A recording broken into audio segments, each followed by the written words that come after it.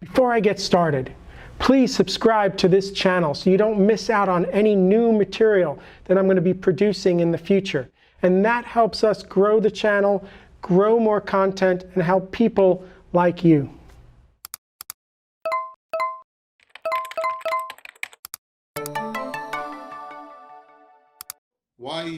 Why yet another language? We have enough, right? You can pick a lot of other languages. So why do we need to go? And for me personally, it started with two questions for what happens in the data centers in modern times.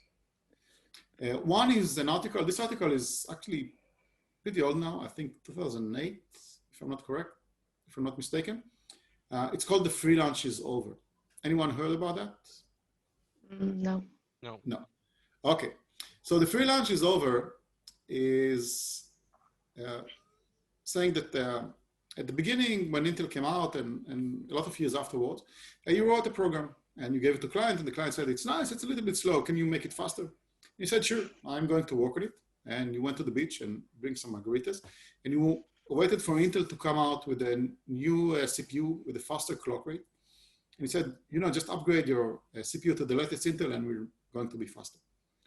And this was the free lunch. The free lunch is the hardware is getting faster. Our program, without any support from us, are getting faster. And at some point, this stopped. And the clock frequencies are pretty much the same for, I would say, around 10 years now, maybe more. And what we get is more cores. So this computer that I'm demonstrating has 4 cores. My cell phone, I think, has 8 cores. We have more cores. And if you look at traditional languages like C++ and Java and Python and others, writing multi-threaded or multi-process or such programs, it's difficult. It's not easy. It's very error-prone, and you need to know exactly what you're doing. And in Go was built from the ground up to support such systems. So there are Go routines, which we'll talk about in concurrency and channels, which allows you to spin up a lot of concurrent workers and communicate between them in a much easier way than the most traditional language and what they do. The second thing is what is known as the C10K problem. The world is getting more and more connected. We have more devices coming online. With the IoT, your refrigerator is coming online, your scale is coming online. There's much more traffic going on. And we want servers that can handle this amount of traffic. So the C10K problem is talking about how can I, with a single process, serve 10,000 connections. And when you're looking at traditional languages and you're looking at traditional concurrency primitives like threads and processes, this is not possible.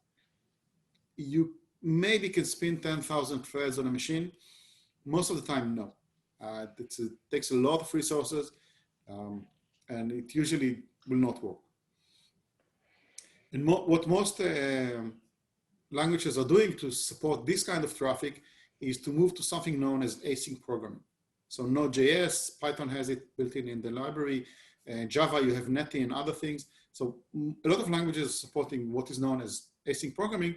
The problem is that it's not a first-class citizen in the language. And also you need to be very aware of what you're doing. Otherwise, you're going to block not just your code that is handling one request, you're going to block everything inside. And Go, again, with the Go routine, with the way that the runtime is handling the async IO for you under the hood, so you don't feel it. And also with the fact that it comes with a production-ready HTTP server in the standard library. So it has an HTTP server with support for HTTPS, with support for HTTP2, which is the newest version of HTTP, which on my machine, this laptop that I'm running does something like 80,000 requests per second.